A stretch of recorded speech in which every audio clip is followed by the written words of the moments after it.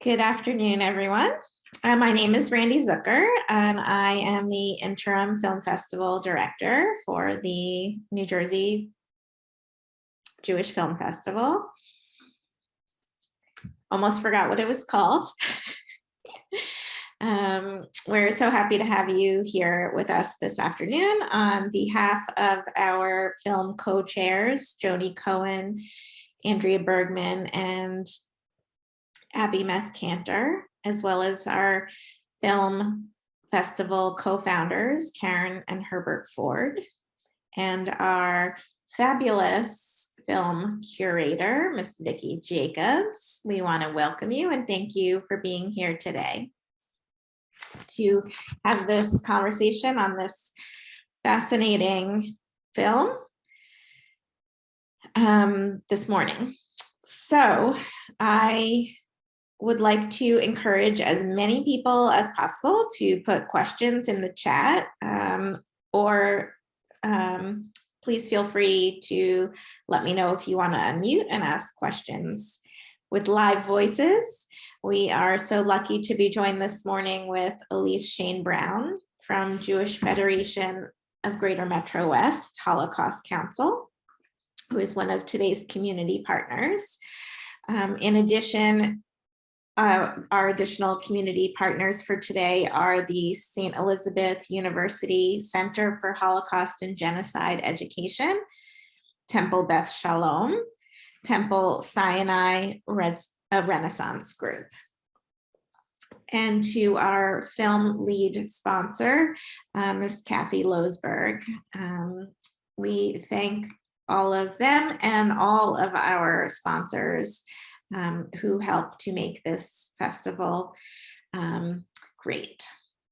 So without further ado, let me turn it over to Ilyse Shainbrown. I'm gonna spotlight and ask you to introduce yourself, and please, we are excited to begin this conversation and excited to talk about the themes and the story, which is for one that I was unfamiliar with. And so please kick us off, Ilyse. Thank you. Great. Hi, everyone. Thank you so much for having me. I'm Ilyse Shainbrown. I'm the Director of Holocaust Education for the Jewish Federation of Greater MetroWest, and I'm so thrilled to be here with you today. I watched the movie twice, and I know a bit about the story and the backgrounds and some reading on it, as well as in conjunction with the story of the first transport to Auschwitz, first women's transport to Auschwitz, with which Helena was on as well. So I have some background and knowledge on that. I also, the last place that I was pre-pandemic work-wise was actually on a visit to Auschwitz, talking about and learning about some of these early transports and some of these relationships and what was happening, and was actually visiting and studying some of the artifacts in Canada itself. So I have a little bit of knowledge, firsthand knowledge of being there actually and seeing it. So I'm happy to answer any questions or engage in dialogue. This is a great group. I see a few familiar faces. Happy to just chat with all of you and kind of give my perspective and some of my thoughts and hear what you thought about it also. Thank you, Ilyse. Let's, since you were just recently there and learning about this first transport, let's start there. So specifically, I know it was mentioned in the film, and I'm curious to know what you learned about that Auschwitz was originally men only, and this was the first transport that went there. It showed in the film that this group helped build it, helped establish, much of what the camp became, and we're curious to hear about this. Canada. Yes, all of the above. It is very interesting to hear about all of that. And I know a lot of people that say that. They're like, what was this Canada? It keeps getting mentioned in a lot of books and films recently, and a lot of people don't know about it. But we'll backtrack a little bit about Auschwitz itself.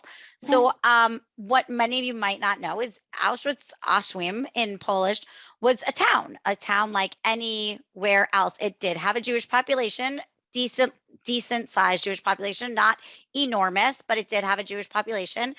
It is about an hour, a little over an hour by car from Krakow. There's actually now a famous bike ride that goes from Auschwitz to Krakow to kind of get that transport knowledge. And at first, then this is the reason why men were there at first, the idea of Auschwitz was really a labor camp. That's how it was being built. And the town was there. There's all these kind of rumors and images like, was the town destroyed? No, it was there. Many of the Jewish population of Auschwitz never actually ended up in Auschwitz. Like, that actually was sort of an interesting perspective. They had left before based on what was happening there, or gone other places. There were, of course, a few, but it was not known. It was really starting as a labor camp, the first real labor camp outside of Germany. Obviously, in Germany, they already had labor camps from the 1930s. Dachau was opened in 1933. This is now, of course, after the invasion.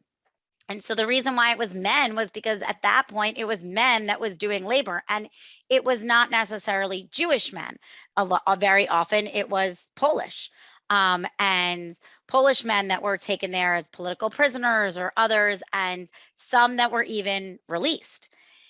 Then it was somehow decided that there was going to be a transport from outside of Poland, which also is interesting, that these women did not come from Poland. So the first transport, as you know, you saw in the film, was coming from Slovakia, and it was not even from Poland. And the idea, these people were told really unbelievably that these girls would have a chance to work, they'd have a chance to do something, and where they were, they didn't have those opportunities to do that at the time. So unfortunately, sadly, many people willingly put their daughters, really, because most of them were unwed, I think all were unwed, they put their daughters on this transport of these first 999 women that arrived at Auschwitz. And they were extremely instrumental in finishing the building of the camp.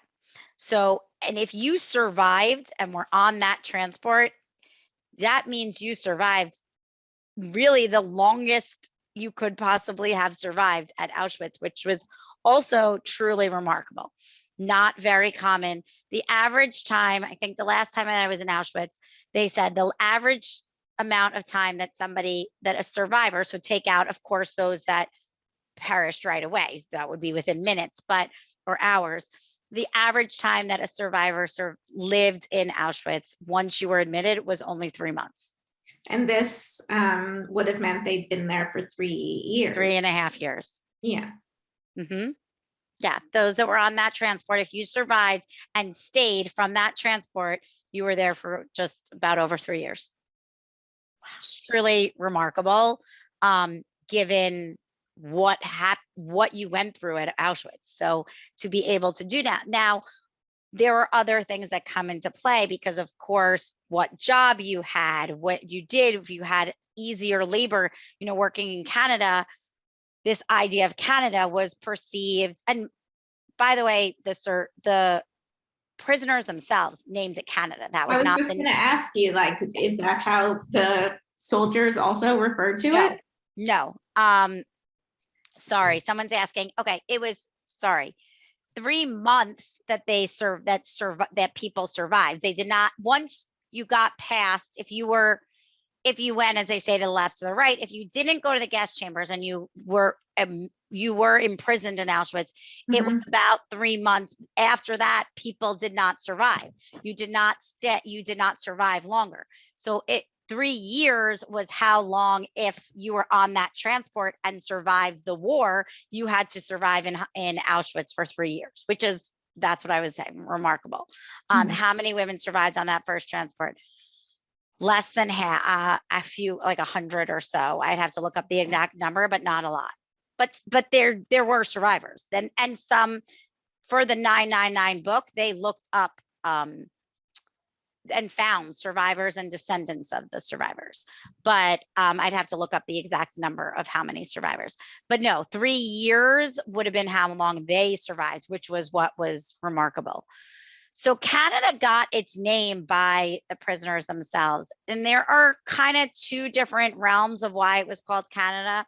One, it was the place where if you got that job, it was a good job. You weren't out in the heat. You weren't doing like heavy labor.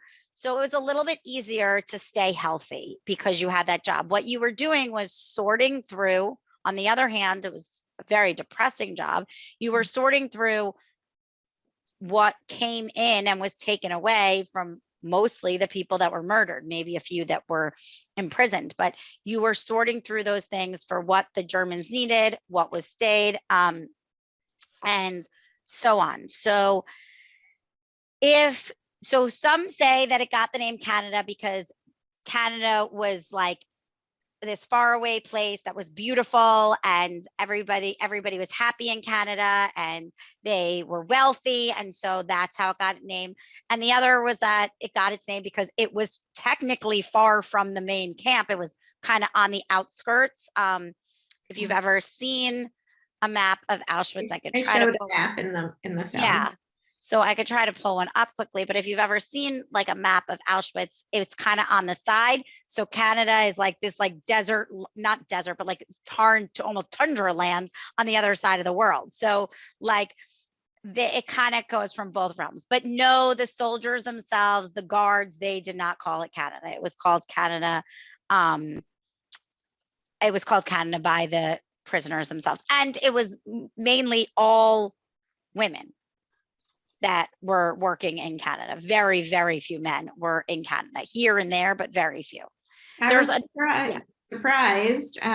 They said in the film that it was named that because of the wealth and aspiration to be in this wonderland. To be in this wonderland, exactly. I've never heard Canada that described before. It was interesting because like we here as Americans think like the streets are paved with gold, right? But I guess there was this image that like Canada was this like beautiful, peaceful place. And I guess that's where it came from. They must have known it at some point. But yes, I've heard people say that before. Like I thought that was New York, the streets are paved in gold. But yeah. Fewer than 100. So I just looked up fewer than 100. I knew it was like roughly 100 survived from the transport. And somebody's asking if there were survivors. There were 2 or 3 that were still alive. I don't know if they're still alive. We had done a book talk last year with the author of 999, the first women's transport. Her name's Heather June McAdams. She's a phenomenal historian. If you're interested in the topic, I would look her up. She's written some great historical books, and she does a really great job.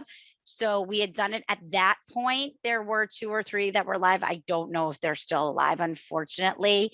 In this day and age, as we know, we're losing survivors very rapidly. So I don't know that still they are alive. I thought it was interesting that a lot of the filming in this, it looked like it was pretty old. Like they interviewed and filmed people long ago before. No. So those I believe were part of Shoah Foundation they were part of Shoah Foundation. Yes, that had been previously used, which interestingly enough, we are starting to do in some presentations when 2nd and 3rd generations are speaking and telling stories. We are actually starting to use some of the testimony that their parents, grandparents, even great grandparents have provided years ago, and they're no longer alive, of course. And now they're using the testimony to tell the stories. So that is not like the first time that I've seen that done. It's an interesting way. So it looks like it's very old and they've kept it, but no, it's because they were previously done. Wow. Yeah. So yeah. And I it's weird. Sometimes I think like, is that strange that it's weaving it in. It was done in the 1980s, 1990s, and now, but on the other hand, like that's why they were done, Right. excuse me, so that they could be used for, generations to come. Right. That makes perfect sense. Yeah. And it's what we have left, and so it needs to be used as much as possible. Right. We don't want them just sitting there. Yeah, on that note, this is a bit of a digression. Maybe we could talk about at the end, but did you see the 60 Minutes story about the taking it a step further? Yes. AI? Do you want me to talk about that? I mean, I know a lot about do you want me to talk about the holograms now? So if anybody saw last Sunday night, yes. So we've actually been in talks with them and speaking to them a great amount recently. I know them both. They're actually a couple that they met while working on it. But has anybody seen a hologram or know what a hologram is? Yes. Okay. So a hologram is an actual computer generated image of a person that ends their thoughts, that has gone through, it's about 4 to 5 days of interviews where they ask them everything and anything in order to keep their story and know what's going to happen. And the computer generation works that you can talk to the hologram as if they are in front of you and ask them a question, and there's enough words in the database that they will answer your question the way you asked it. So you are not just listening to testimony, you're actually interacting with the survivor. And it is extremely revolutionary. And it has changed the face of Holocaust education and remembrance forever now. Fortunately, it came when there were still survivors. The technology was developed when there were still survivors that were able to do this. There are about 30 holograms now. The first one was this man, Pinkas Guter. He's now not alive. But it's fascinating because you sit and you have a conversation with him and he's dead. So someone say, I believe we showed a movie a few years ago about the hologram project. It's possible. You're on mute. Vicki, you're on mute. No. It was a hologram about Eva Schloss. Oh, okay. Yes. So yeah, holograms are now the way to go. And what even happens now, you don't even need the physical thing. Students, and if you watch the 60 Minutes, look it up. It was on last Sunday. If you watch the 60 Minutes episode, you can see kids sitting like I'm sitting. I'm in the office. That's why I have my headphones on. So like kids that are sitting at their desks with their own personal computer and their headphones on and are interacting and having a conversation with this Holocaust survivor. It's really revolutionary and incredible. And hopefully it will be something that now is the way to do education, and students will, we say when students meet a survivor, we often say now, you're of the last generation, like this is not going to happen. You're not going to have this blessing. And yes, it's not going to be the same, but it will be pretty close to having the real thing. Okay, so now we're about the film. Would you comment on my impression that he really loved her? Did they have any privacy? So she, as you know, because you saw the end, she really refused, Helena refused to really talk about the relationship. She testified purely on what was seen, not her love or his love, or the question of that. I truthfully do believe he really loved her. And as I was saying to Randy before, we do know evidence this is not the only story. We have other stories of this happening. I'm assuming most of you have seen Schindler's List. There are questions of whether that Helen Hirsch, similar name, Helen Hirsch had a relationship with Amen Goat. We don't really know, nobody ever, but clearly he had a feeling for her, which is why he kept her so close. Similar scenario. Would they have had privacy? Sure, they could have. I mean, he was certainly not as high up as Amen Goat, so they didn't have that. But sure, there were certainly places where they could have had privacy, especially if she was under his protection. But we do know that there were relationships between prisoners, that even between prisoners amongst each other, that it wasn't like necessarily a free-for-all, but they certainly did have relationships and were able to to continue to do that. I mean, we do know even of evidence of women getting pregnant, which was extremely dangerous, of course. This So- begs the question of like, you know, obviously he had feelings for her, but did she genuinely have feelings for him, or was she in survival mode doing anything possible in all those cases? I mean, I you know, it's hard to judge that. I would think they were in survival mode. You know, we remember, and there's actually a fascinating book also historical by a great historian called Ordinary Men, and it talks about like how these, you know, not everyone was the monster of Hitler, but somehow these ordinary men did these extraordinary acts, right? So was there a piece to them that was still the ordinary man, right, that survived? And the same thing goes on the flip side for the women. Maybe I should write the book about that. But the same thing goes on the flip side for the women. Were the women just, they were ordinary women that were doing anything, these extraordinary things to be able to survive. But was there the piece that was them as an individual too? Of course. I mean, I don't think that necessarily disappeared in the camps. So I can't say necessarily whether she loved or cared for him, but my assumption is she still had the piece of who she was as a person, not just her as a prisoner of Auschwitz. What does everyone think? Put in the chat if you had a feeling one way or the other, if on her side, if this, you know, could really be feelings, that she had feelings for him. It's fascinating. And something else that just struck me. So when the daughter was being interviewed in Australia, was about the locket and how her father gave her a locket with a picture of him and Helena, right? Not her mother. It's like so bizarre. Yeah.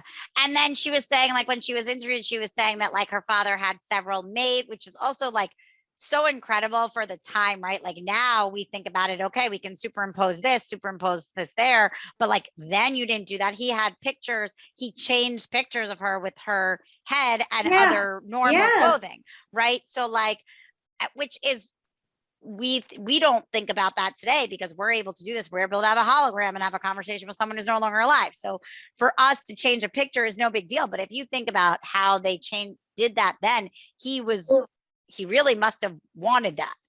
Yeah, he created his own memories, and totally plucked them out of the war, and the camp, and imagined like a regular life would be like. Because that goes back to what I was just saying, like they were ordinary men. They did horrible atrocities, but the average were ordinary men. So the piece of who they were, you know, taking out the Eichmanns and the Mengeles and obviously, you know, those top. Did this young man have a choice? Right. Well, I mean, look, we do know that they did have choices. We do know now that they didn't, but yes, he was bred to do this. He was known from early on that this was what he was. He was it says he was extremely young. Exactly. He's born in 1922. So that means his entire education was really in the Nazi world. He was 11 when Hitler came to power.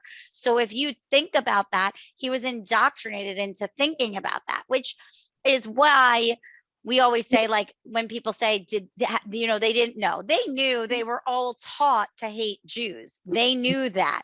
Were they necessarily all monsters? No, but they did make the choice to act in those monstrous ways. That act was a decision. To grow up to hate Jews was not a decision. They were taught that. To take that next step, those were choices. And you know, there's conflicts there. There's also, we know, I was also saying before, another story. I don't know if any of you remember the Broadway show Irina's Vow. Did anybody see that? Okay, it was on Broadway for a while. Yes. Okay, so I see one hand go up. It's a very famous story. And this woman was a young Polish woman, think she had like 5 sisters, 6 sisters, something like that. And somehow she got involved in the underground. She was a maid. It was like a whole complicated story. And she ended up saving Jews in a basement of a house where she lived with Nazis. One of the Nazis who she was in a relationship kind of with found out that the Jews were there, and he let them stay and helped them to survive and survive the whole war. There was a baby even born in hiding. That baby is still alive, a grown man in Israel. And they ended up, unlike in this case with Helena, they actually did testify for him and helped him and saved him. I don't even know if it got to testify. It might have not even gone to, because they saved him. And he ended up living the rest of his life as like the grandpa in Israel, this German Nazi. So we do know there were other stories of that happened. Doesn't take away their other pieces, but we do know there was those that took place. So many different angles and scenarios. Yep, there are. See, there any more questions? Or anybody else have any thoughts? Did you like the film? Did you think it was interesting? The story, not interesting? Feel free to unmute if you would rather. I thought it was amazing. Okay, good. It's Ricky, you definitely, want to chime in and tell us about this Sally Hemings story that it reminded you of? Oh, well, Sally Hemings was the, she was a slave who belonged to Thomas Jefferson, I believe, right? right. And they had a long-term relationship, and supposedly, you know, she was his mistress for many years. And there's been a lot of people wondering, you know, like, was she really in love with him? Was she, but she didn't have the freedom to say no to him. So this story made me think of that. Right. Yeah, it's the same. It's a similar thing. And we know of several situations like that with slave owners and their relationships they had with their slaves. So it is something that definitely is reminiscent of that. Another, does anyone else have anything on that before I change the subject?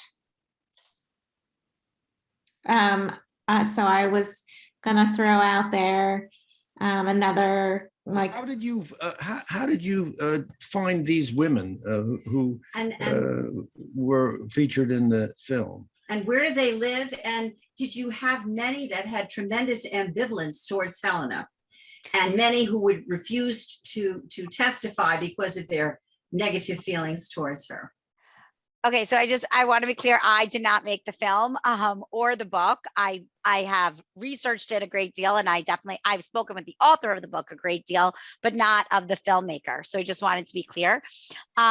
So the story of the women, like, they're kind of happening simultaneously, even though they weren't planned simultaneously. And one of the things I mentioned to Randy before, a lot of what the author and the filmmaker have said, both of them separately have said that now is like a good time that's opened doors for women's stories in the Holocaust. During the 80s and 90s, we had, of course, Elie Wiesel and Simon Wiesenthal, and we had all these very powerful male-dominated, Schindler's List, male-dominated stories. And now there's sort of been like this open door and shift where people are researching and telling and continuing the stories of women for whatever reason. It could be the timing, a mix of different things. So both the Women Transport had reunions for many years. They were all over the country and all over the world: Australia, Israel, South Africa, Great Britain, and all over the United States. I believe were the countries that the survivors, the less than 100 survivors of the first Women's Transport, ended up. The one that was researched the most, that was still alive, she lived somewhere on the West Coast, I think somewhere around Seattle or Portland. And she was researched a great deal. And then there were 1 or 2 in Australia that were researched a great deal, and that were able to fill in both stories as well as many of their descendants that were still alive. We missed the first few minutes of your presentation and didn't hear how this project came about, this movie.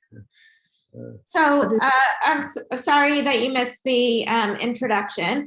This film maker is not on the Zoom today. Today, our conversation is with Ilyse Shainbrown, who is the director of the Jewish Federation of Greater MetroWest Holocaust Council, and our area expert on all things Holocaust. So we're engaging in a conversation about the themes in this film, as well as any tangential Auschwitz or the original women's transport stories, which is how we started the conversation. I take it that this was based on a book, or you referred to some book? So this was not based on a book. This was one story. There is also a book separate called 999, the first women's transport to Auschwitz, which Helena in the film was on that transport. So they are two separate stories. Now, you going spoke on. about reunions. It's interesting because people usually say that Holocaust survivors are reluctant to talk about their experiences and so forth, but it sounds like these women, sort of embrace the idea of getting back together. I mean, I don't know about that. I mean, I work with Holocaust survivors all the time, and we have many of them that speak. Of course, there were some that didn't want to speak, but there are many reunions of different groupings that have happened. There's also a big reunion that takes place that started as survivors and then generations of survivors that takes place every 5 years in Jerusalem. They're also at the every year on International Holocaust Remembrance Day on January 27th, which was the day that Auschwitz was liberated. They have a big commemoration every year, and they're always, obviously the numbers have dwindled over time, but there are many survivors, and even still in past years, there have been many survivors that have attended. Thank you. Thank you. So I'm curious, one of the other things that really struck me, and I'm curious to hear yours, Ilyse, reaction, and anyone else who wants to chime in, which is the story of the children and the sisters' children, and how there were no children at Auschwitz, like it was a thing, and that he saved Helena's sister.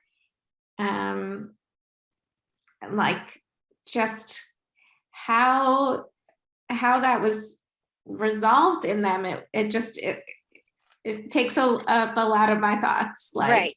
How So did she survive knowing that she survived and her children didn't, and it was because of her sister and this man, and it's just.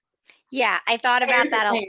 I thought about that a great deal too. So there were some children in Auschwitz. There weren't none, but there were some. We have 2 survivors living within our community in Greater MetroWest. At least, actually, I could think of 3.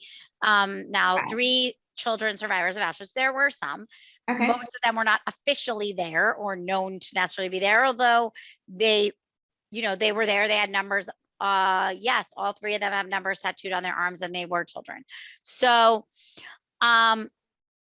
that is a tricky point to it.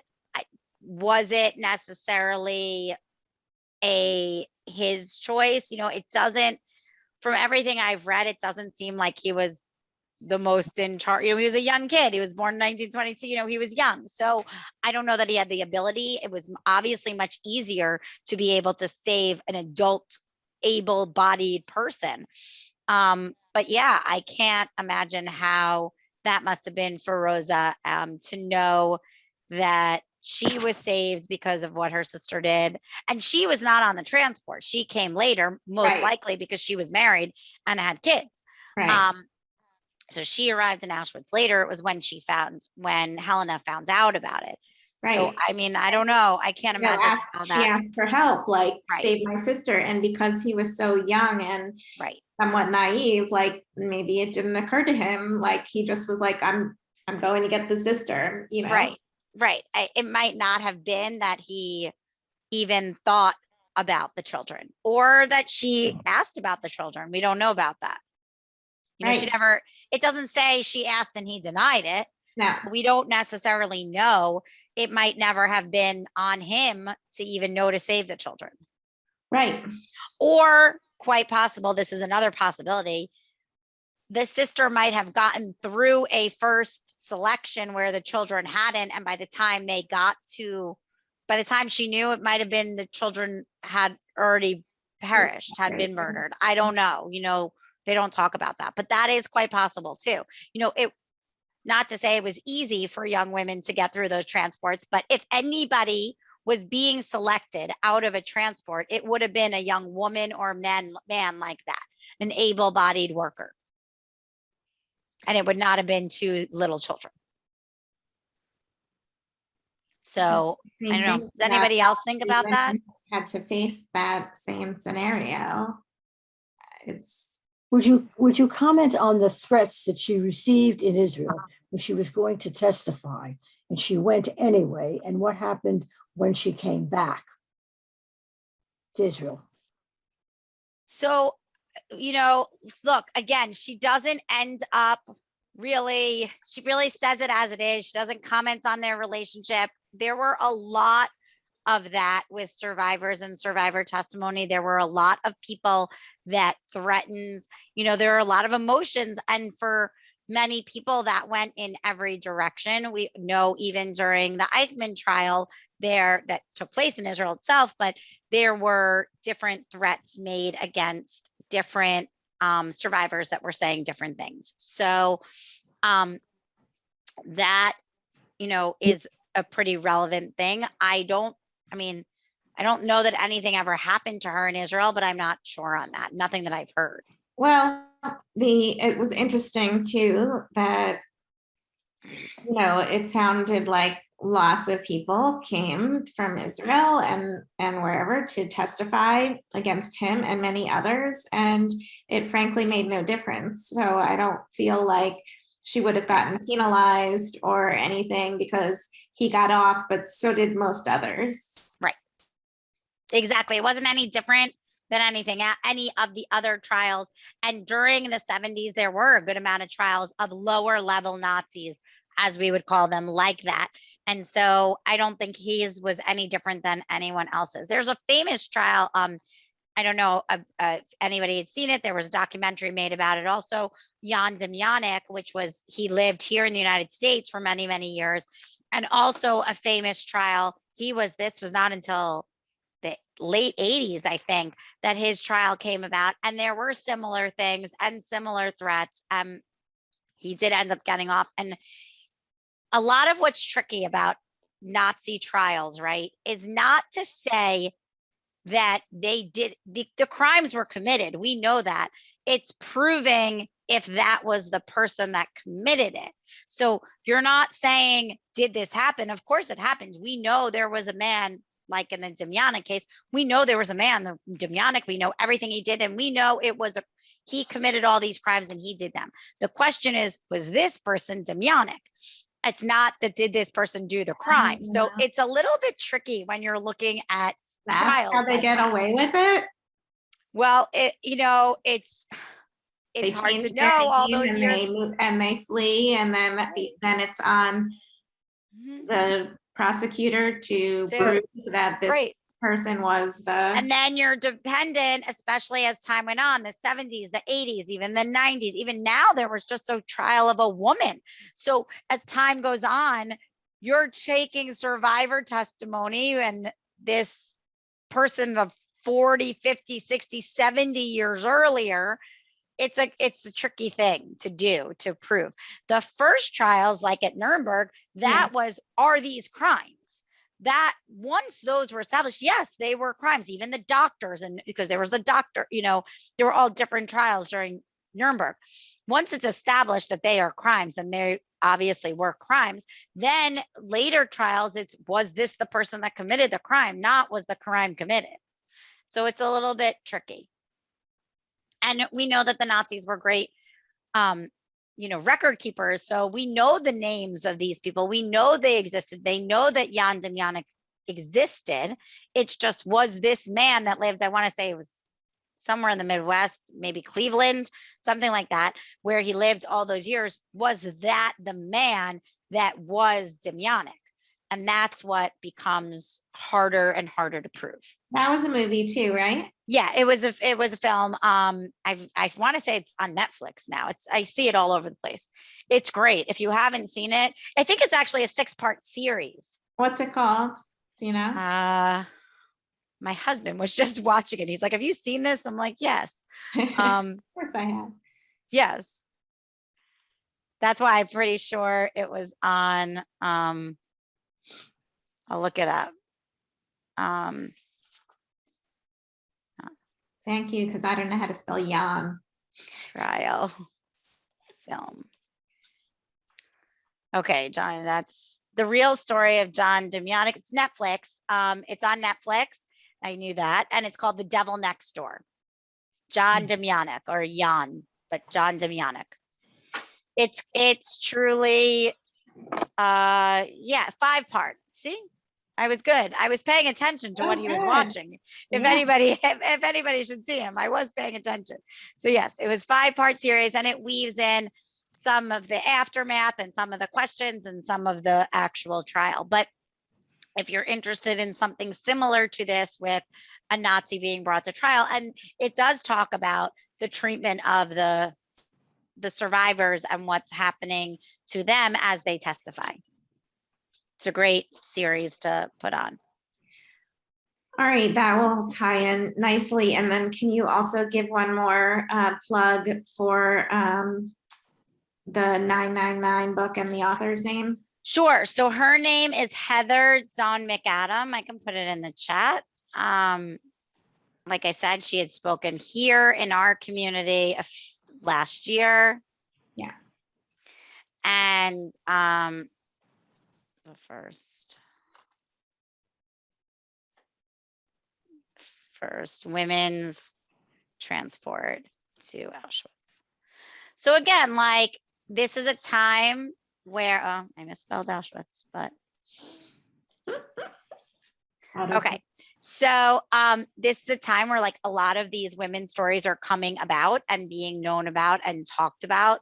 This was obviously a very big one, this transport and how it happens. Like I said, there were no even Polish women there at the time. These were all from outside. It was all a transport in, which makes it interesting, like what made them decide to do that. And a lot of what made them decide to do that was because they had the ability to get them. They didn't know anything at that point. They're saying, come, you'll work. Your daughters who don't have an opportunity will have an opportunity to do something. So literally, work will set you free. Correct. Like, as it says when you walk in. So, which was made by prisoners themselves, as we know. So that sign itself. So that is how that really came about and came to be. Of course, there were women from Poland and all over that eventually ended up in Auschwitz as prisoners. But initially, that was really the same as the men going there. It was, you're going because you're going to work and build this labor camp. Then it became the death camp there. And Auschwitz even still is very different than the other death camps, because there was a working camp plus many sub camps of camps that were working at that time within the network of what was Auschwitz. Whereas Treblinka, for example, you went to Treblinka and you went there to die. You went there to be murdered. There were maybe a handful that were there to take care of the process. But besides that, that was all that happened at Treblinka. So Auschwitz, rows and rows of barracks. Correct. As opposed to Auschwitz, where there was all of that, as well as the sub camps there to do things for the Nazi Empire and for the regimes, for the war effort, for the backlands and back in Germany. I mean, even the separating of things in Canada was done because they were doing things to separate for what was needed back in Germany. So can I ask you a question about Auschwitz in general? Sure, I could try. Well, maybe you learned it on your last trip there. I visited there also. Mm-hmm. And it was pointed out and just struck me. I mean, you mentioned it's a town. Auschwim. Ashwim. Um, With it's with like the O with the kind of slash through it. got it. And there's houses and farms there all around Auschwitz and Birkenau. Right. And you said there were Jews in that town originally, and Mhm. lots of them fled, but like, any sense, like, has there been any research or interviews or knowledge Of what they people who knew. lived there? Yeah. I mean, I think as time went, so also, you know, as historians of the Holocaust, we break things up into what was found out immediately. Then you have this bulk of time that either if you were in the West, like West Germany or wherever, you had this, where if you lived in democracy, this time period from like, say, the 50s, 60s through to the late 80s, where there was one set of learning about what happened. And then you had the other set that were under communist regimes. So remember that that town and Poland itself in general was communist until 1989. So 1991. So it was one of the last. So if you took out those pieces, like we have a missing chunk, right, of what really was known. And by the time Western historians got to Auschwitz for research, it's so different from then until now. The first time I went to Auschwitz was 1994. I was a junior in high school, and I was there on the March of the Living. It is incredible. And then wasn't there for a long period of time, and then was there several times very quickly between 2011, 12, 13, around there was my first trip back, and then through to 2019 several times. So what's known now is very different than what was known then. So yes, they did know what was happening. Yes, we have evidence that there were discussions of that. That's why we know, like, from there is something called the Auschwitz Jewish Center, which opens around 2010, and they talk about it there also. I don't know when you visited Auschwitz or if any of you have been there. If you ever go back or had the opportunity, the Auschwitz Jewish Center is fascinating because they tell that piece and a little bit of piece of the story of the town more. And that is why some of the Jews from there fled sooner than others. Doesn't mean they survived. A lot of them went to Krakow and then still didn't survive.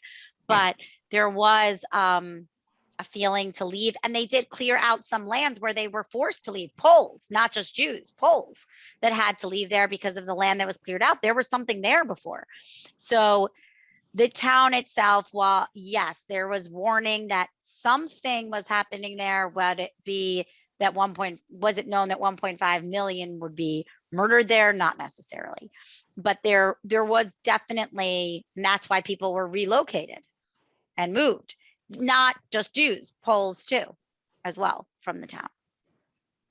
So if you do have the chance, or if you're ever going, or even just look up their site, they have a lot of fascinating things. One of the things they're doing now, which is really incredible, so different from 20, 25 years ago when I was a student, they're bringing students, particularly Jewish students that are studying abroad in other parts of Europe, and bringing them there for 4 days to do touring and sightseeing, like almost like not a birthright per se, because obviously that's different to go to Israel, like but a the mini same march. Yeah, like a mini march to kind of see and learn. If you just look up Auschwitz and put it in, just look up Auschwitz Jewish Center. I don't know if I was there or not. I was there in 2016. So yeah, I mean, it's fairly new, but it's really interesting. And so they're doing a very big push for that, to get those travel abroad students, those students that are studying. That's like brilliant. Yeah, for this like kind of 4-day program, I believe. Like obviously they visit Auschwitz, but Krakow and surrounding areas. And Krakow itself is booming. I don't know how much you've seen on the news lately. Obviously, with everything that's going on in Ukraine, Krakow itself has become a hot spot and for refugees. And the JCC of Krakow, which has, if anybody's visited, I have. yeah, it's Fabulous. awesome. So I'm sure you've met Jonathan and Ornstein. He's great. He's this American guy who sort of ended up there An amazing somehow. place. Amazing place. And he has really had this incredible resurgence of Jewish life in Krakow. And now they are really the center for the refugees, Jewish and non-Jewish, coming in through Krakow. And they're doing incredible work right now. So when I was there in 2019, it's amazing. You see rooms filled with Holocaust survivors, because everybody there, if you're living there, you survived the Holocaust. If you're, over 85. So you see rooms of Holocaust survivors with kindergartens and Hebrew schools, and it's amazing to see in the center of Krakow. It's a beautiful, beautiful building. So beautiful. The cities. Yeah.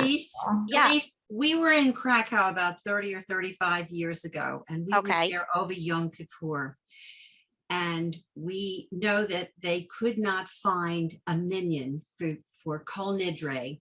They could not find enough Jews to have a minyan at the time. And they came in the streets looking for someone, and they grabbed a hold of us and they said, "Are you Jewish? Can you come in and do it?" And that was like 35 years ago. Yeah. By the way, I wonder about all of the people who are, of course, now dying, and they're nearly all of them dead, who did emigrate to South America, who were Germans and who were very much complicit in whatever happened in the camps. And there are no more survivors today who can testify against them.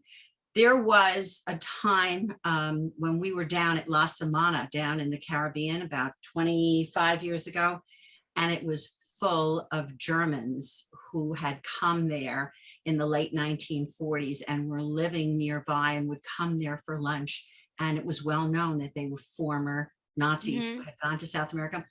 And there was someone who was a practicing doctor in Morris County who we knew, whose family came in the late 1940s and emigrated to South America. And if he ever wanted to visit them, he'd have to go down to South America because they could not come to the United States to see their grandchildren here. And the only times he would go, and he would never tell what country they were in or what city they came from, but that he had family and his parents.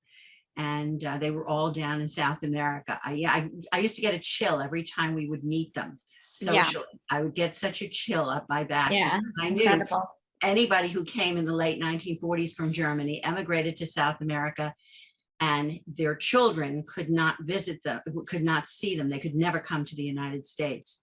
And you knew what it was, but of course now I'm sure they're all dead, and now there are no more people who can testify. Right. So there are, of course, we know that there was definitely in the 80s and 90s that last kind of push in South America with those, with kind of Nazi hunters to find those last Nazis, and there were a few that were brought to trial, not all, of course, and obviously their descendants are still there. But like you said, interestingly enough, I had a friend still friendly with, and she grew up in Argentina, and she's not Jewish, but she went to the British school. There was an American school, a British school, and a German school. Those were like the three big private schools. So she happens to be Spanish, and she said that she went to the British school, but the Jews either went to the American and the British school, and the Germans went to the German school. And they knew growing up that there was a reason there was that divide, because there were so many survivor families or Jews that were here in Argentina from the pogroms in Buenos Aires, as well as there were descendants of survivors themselves and descendants of survivors. And only no Jews ever went to the German school. It was like they would split, but it was unheard of for them to go to the German school because they knew that there was so much crossover. So unfortunately, we know that some were never caught, and we don't know necessarily, Mengele himself. They're probably all dead now. Of course, by now they're most likely not alive. Doesn't mean that they don't have descendants, and who knows what those descendants were taught. Doesn't mean they committed the crimes, but we don't know what they know. We have no idea. So, by the way, when you talked about Rosa and her children, one of the first things that came into my head at the time was Sophie's Choice. Watching her, I will take one of your children, pick the child. And she had to make the choice. I mean, right. But in this case, she wasn't given the choice. She wasn't given the choice, but she knew she had to give up something that if she was going to survive. But very powerful story. Thank Yeah. you so much, Laura. And thank you, Ilyse. Thank for you. Such an informative and enlightening conversation. Always important to keep talking, keep learning, and listening. So we are so grateful for your time and we really appreciate it. Thank you for the resources so that we can continue to learn. And I want to thank everyone for being here today and to invite you to hopefully join us tomorrow, where we'll be discussing the film Out of Exile. Vicki Jacobs will be interviewing the filmmaker of Out of Exile tomorrow at 11. We hope to see you on Zoom for that. So thank you so much. Thanks, everyone. Take care. Bye, Ilyse. Bye, Thank you. everyone. Thank you.